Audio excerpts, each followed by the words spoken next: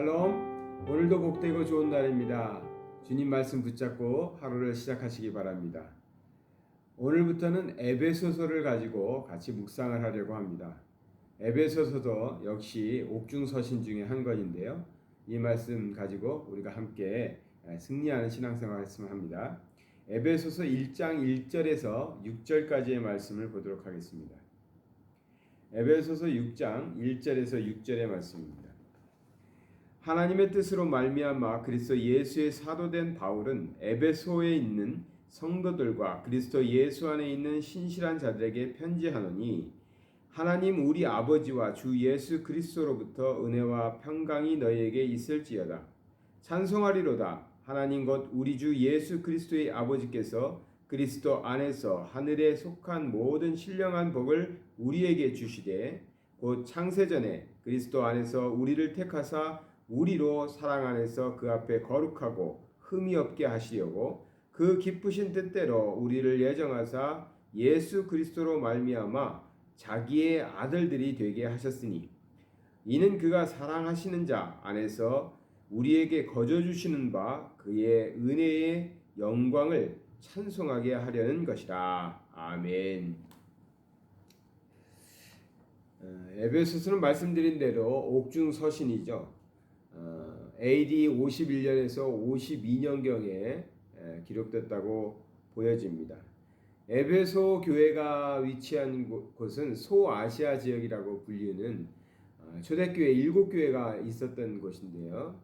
역시 지금으로 보면 터키 나라의 서쪽 끝에 지중해 연안에 붙어 있는 지역이 에베소 교회가 있었던 곳입니다. 에베소는 항구 도시로서 로마에서 아시아로 넘어오기 위해서는 꼭 들려야 되는 그런 무역항이었습니다. 무역항이라는 것이 다 그렇지 않습니까? 뭐 다 그렇다 그러면 또 뭐라고 할지 모르니까 대부분 좀 그런 경향들이 있죠. 배가 머물고 선원들이 잠시 내려서 오랜 항해 속에서 지쳤던 것들을 달래기도 하고, 물자를 팔기도 하고, 또 필요한 물자를 사기도 하고 그런 곳입니다. 저희가 전에 살았던 산타칸이라는 것도 과거에는 굉장히 큰 무역항이었다고 그래요. 나무들, 보르네오 가구들을 산타칸 항구에서 대부분 수출을 했다고 합니다. 뭐 지금은 그렇지 않습니다만. 그래서 20년, 30년 전에는 그곳이 굉장히 큰 무역항으로서 있었고, 한국 기업들도 엄청 많이 들어왔다고 해요. 그래서 도시는 굉장히 작은 도시인데도 불구하고 그 항구가 있었던 곳에 가보니까 그 예전에 많은 배들이 들어올 때의 흔적들이 좀 있더라고요. 그 중에 뭐 좀 좋은 것도 있겠지만 안 좋은 것들은 이 나라에 별로 없었던 술집들이 좀 그 당시에 많았었다. 그런 얘기들도 들려지는데 지금은 뭐 다 이제 그런 것이 없어져서 좀 쇠퇴한 도시가 되어 있더라고요. 어쨌든 무역항이라는 것을, 항구 도시라는 건 굉장히 복잡하기도 하고 많은 사람들이 오고 가기도 하고 여러 가지 문물들이 교환되기도 하지만 사상들도 많이 교차하는 곳입니다. 그래서 당시에 한 25만 명 정도가 살 정도로 큰 도시였다고 그러고, 로마와 알렉산드리아 그리고 안디옥에 이어서 네 번째로 큰 도시였다라고 불려지고 있습니다. 에베소 지역에는 아데미라는 여신을 숭배하는 그런 신전들이 많이 있었고요. 로마 황제를 또 신으로 숭배하는 그런 사상도 있었다고 합니다. 그러니까 당시에는 우상 숭배와 또 이렇게 전에 말씀 많이 드렸죠. 무도덕주의, 영지주의로 흘러가는, 그래서 타락한 도덕이 좀 타락된 그러한 일들이 굉장히 많았다고 합니다. 이게 어쩌면 그런 무역도시나 항구도시들이 갖고 있는 특징일 수도 있을 것입니다. 에베소 교회는 바울이 2차 전도 여행 시에 잠시 머물렀고, 세 번째 전도 여행을 갈 때는 2년 3개월 이상 머물면서 전도를 해서 세워진 교회가 에베소 교회입니다. 바울이 굉장히 애착을 가지고 복음을 증거하고 또 그것에서 성도들에게 제자 양육을 열심히 했던 곳이 그것입니다. 이 에베소서를 가지고 사람들은 이거는 에베소 교회에 꼭 보냈다고 하기가 좀 어렵다라고 이제 수신자를 에베소 교회가 맞냐 뭐 이런 얘기들을 하는데 그 표현들은 에베소를 지칭하지 않다라는 이유 때문에 그런데요. 내용을 자세히 살펴보면 많은 학자들은 이렇게 말합니다. 회람서신 그건 뭐냐면 이 편지를 지금처럼 막 이렇게 우리가 문자 주고받듯이 하는 게 아니지 않습니까? 그리고 뭐 인쇄소에서 책을 찍어내 가지고 여러 권의 책을 만들 수 있는 시대도 아니었고요. 그래서 당시에 그 편지는 한 부밖에 없는 거죠. 한 부나 뭐 또 그걸 복사한 사람들, 그걸 복사하는 것을 서기관들의 역할이었는데 당시에 뭐 바울이 쓴 편지가 그렇게 주목을 받았을 리는 없으니까 그게 막 복사해가지고 여기저기 나눠주지는 않았겠죠. 그러니까 이제 바울이 보낸 편지를 당시에 이제 초대교회들에게 돌려가면서 봤다는 거죠. 돌려가면서 보고 마지막으로 에베소 교회에 갖다 주었다. 뭐 이렇게 보는 것이 정설이 아니겠냐 하는 것입니다. 그래서 이제 에베소서는 바울에 의해서 초대교회들에게 보내진 편지다. 그렇게 보여지고 있고요.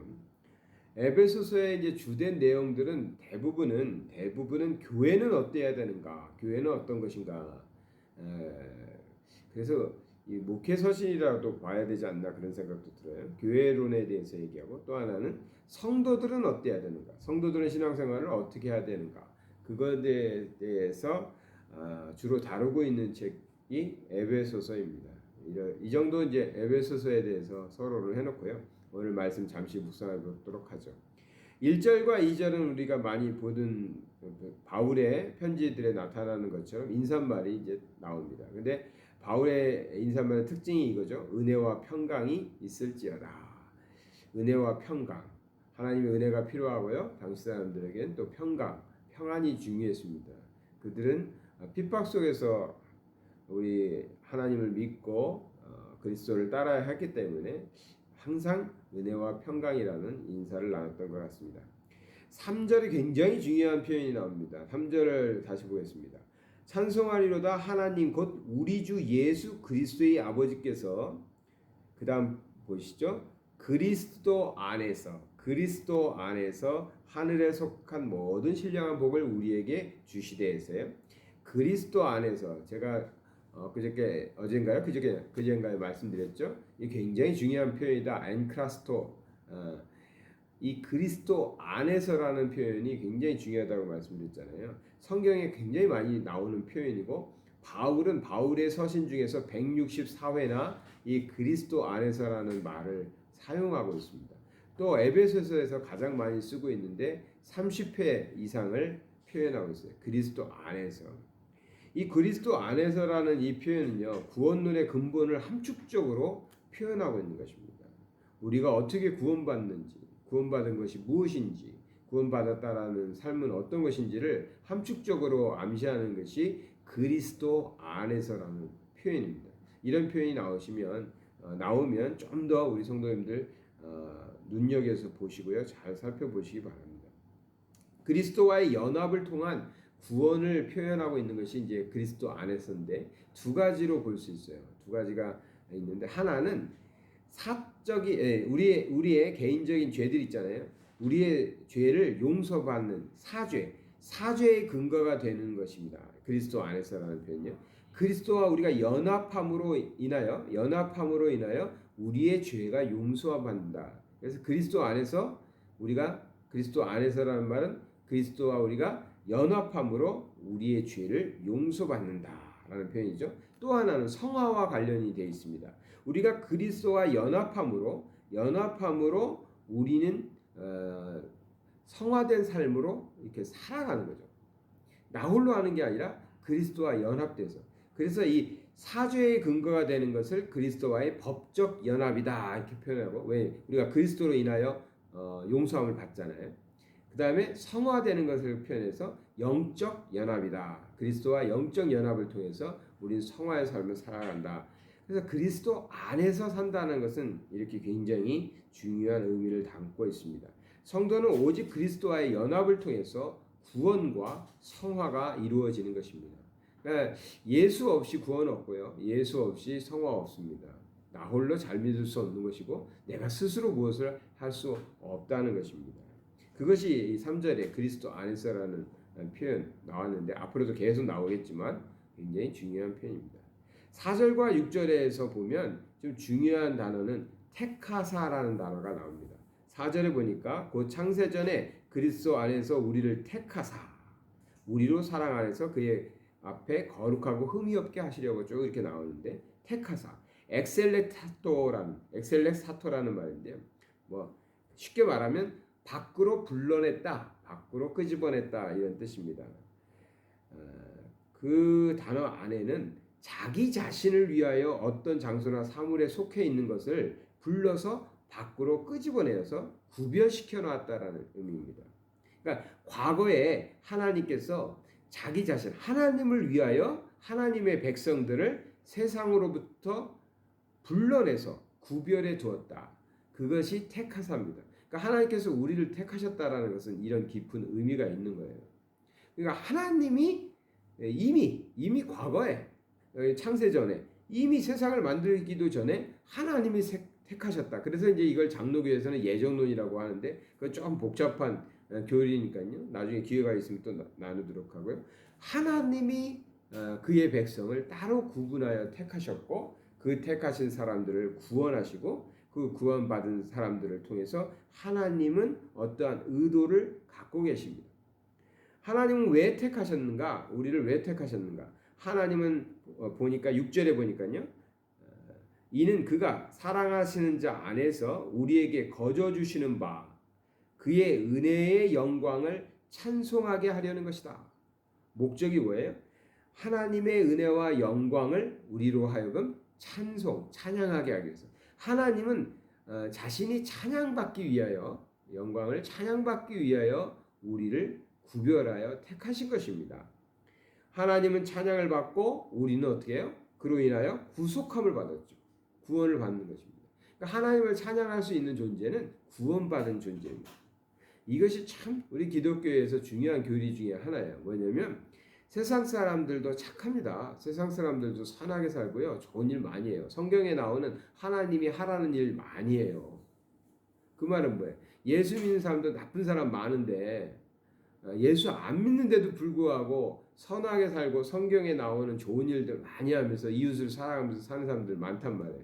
근데 하나님의 뜻은 어디에 있냐면 하나님이 구별하여 택하신 백성, 그래서 구별하여 따로 불러낸 하나님의 자녀들을 통해서 영광을 받겠다, 내가 찬송을 받겠다라고 하나님은 결정하신 거예요. 그러니까 믿지 않는 사람을 통해서 하나님 영광 받으시는 게 아니에요. 하나님의 자녀가 아닌 사람들을 통해서 영광 받으시는 게 아니에요. 옆집 아이가 아무리 착하고 옆집 아이가 아무리 제 마음에 쏙 들어요. 그래서 그 아이가 공부도 잘해. 저는 아이들 공부 잘했으면 좋겠어요. 착했으면 좋겠어요. 인사성 받았으면 좋겠어요. 근데 우리 아이는 안 그러는데 옆집 아이가 정말 그렇게 잘해. 그래서 제가 기분이 너무 좋아. 그럴까요? 아니잖아요. 내 자식이 그러기를 원하는 거죠. 내 자식. 하나님이 우리를 구별하여 택하신 이유가 거기에 있다는 거예요. 자기 자식을 통하여 자기 자녀들을 통하여 하나님은 영광과 찬양을 받으시겠다는 겁니다. 그래서 우리를 구별하셨다는 거예요. 그러니까 우리의 책임은 어디에 있어요? 하나님께 영광을 돌려드리는 거죠. 어떻게? 예수 그리스도 안에서, 예수 그리스도를 통해서 우리가 구원받았고 예수 그리스도를 통해서 구원받은 우리는 하나님을 찬양할 수 있다는 것이죠. 구속받은 우리는 어떻게 됩니까? 3절로 다시 돌아가서 보겠습니다. 찬송하리도다 하나님 곧 우리 주 예수 그리스도의 아버지께서 그리스도 안에서, 그 다음에 나오죠. 하늘에 속한 모든 신령한 복을 우리에게 주시되. 이제 하나님을 찬양하기 위해서, 하나님께 영광을 돌리기 위해서 선택받은 우리는 어떠한 복을 누리며 사는가요? 첫째, 여기 보면 하늘에 속한 복을 받습니다. 언제 기회 있으면 제가 이걸 가지고 설교를 할게요. 오늘은 그렇게 할 수 없고, 복을 받는데 하늘에 속한 복입니다. 하늘에 속한 복. 그 정도만으로는 생각해 두세요. 복을 받습니다. 두 번째, 하나님께서 우리를 4절에 사랑 안에서, 우리로 사랑 안에서 그 앞에 거룩하고 했잖아요. 사랑 안에 거하게 합니다. 거룩하고 흠이 없게 됩니다. 거룩하고 흠이 없게 되죠. 그 다음에 하나님의 자녀들이 되는 것입니다. 이 뭐 결론적으로는 하나님의 자녀들이 되는 것입니다. 이것이 하나님께서 우리를 택하신 목적이시고 택함 받은 우리는 그리스도와의 연합을 통해서 그리스도와의 법적 연합, 영적 연합을 통해서 하나님의 자녀가 되는 것에 또 하나님의 자녀로서 하늘에 속한 복을 받고 사랑 안에 거하며 거룩하고 흠이 없는 그러한 삶을 살게 되는 것입니다. 하나하나를 다 가지고 설교를 해도 부족한 내용이기 때문에 새벽 묵상을 통해서 나누기는 쉽지 않지만 오늘 말씀 이제 서론 부분이니까 나라는 존재가 어떤 존재인지 크리스찬이란 존재가 어떤 존재인지를 한번 생각해 보시고 그 기쁨을 빼앗기지 않고 살아가시는 하루 되시면 참 좋겠습니다. 기도하겠습니다. 사랑의 하나님 아버지 감사를 드립니다. 아버지 하나님께서 바울을 통해서 초대교인들에게 말씀하셨듯이 이제 우리가 성령을 통하여 주의 말씀 붙잡고 살아갈 때 하나님이 우리를 특별히 구별하여 세우시고 우리에게 복 주시기 위하여 그리스도 안에 거하게 하시며 우리를 구원하시고 또 우리가 하나님이 영광될 수 있도록 그렇게 삶을 변화시켜 갈 수 있도록 우리를 성화시켜 주심을 감사드립니다.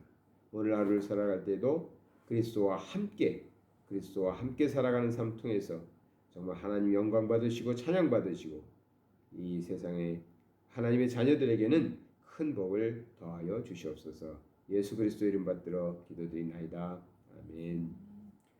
사랑하는 성도 여러분, 오늘도 주님과 함께 승리하시는 하루 되시기 바랍니다.